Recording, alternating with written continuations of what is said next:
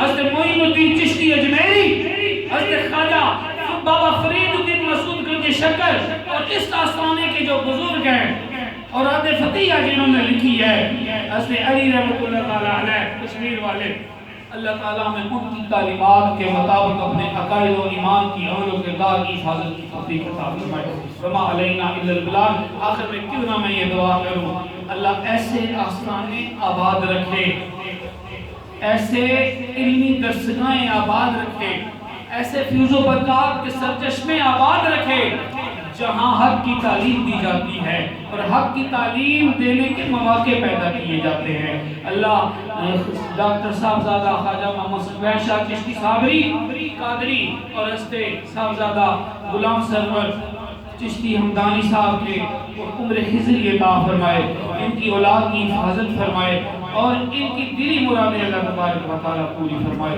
وما علینا الا البلاغ۔